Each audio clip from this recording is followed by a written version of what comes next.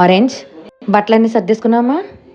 అయిపోయిందమ్మా, సర్దేశాను, ఇంకొన్ని ఉన్నాయి సర్దాలి. సరే అయితే నువ్వు షార్ట్లు టీషర్ట్లు కొనుక్కుంటా అన్నావు కదా, ఇదిగో 2000 కొనుక్కోమా. సరే అయితే త్వరగా సర్దేసుకో, టైం అయిపోతుంది. సరే.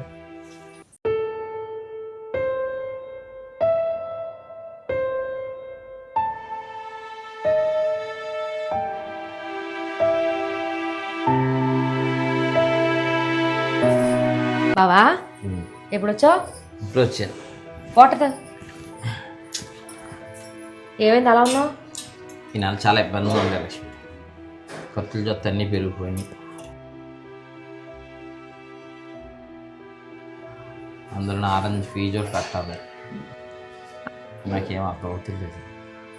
ఇవన్నీ ఎలా కట్టాలేంటో టెన్షన్గా ఉంది.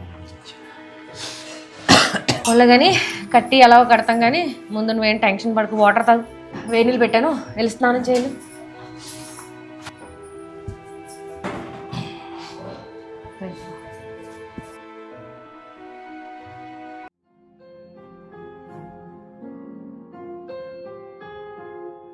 అమ్మా, ఏంటమ్మా?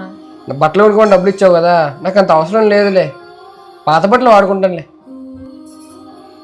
మా గురించి ఆలోచించినందుకు చాలా సంతోషం అరేంజ్, కానీ నీ బట్టలన్నీ ఏమీ బాగాలేదు, ముందు అవి కొనుక్కో. అమ్మా అదేం కాదమ్మా, నా బట్టలు ఇప్పుడు బాగానే ఉన్నాయిలే అమ్మా, నాకు వద్దు.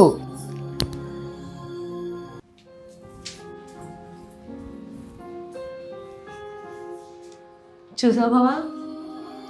చూశాను, అన్నీ విన్నాను. అర్థం చేసుకునే పిల్లలు ఉండడం మన అదృష్టం.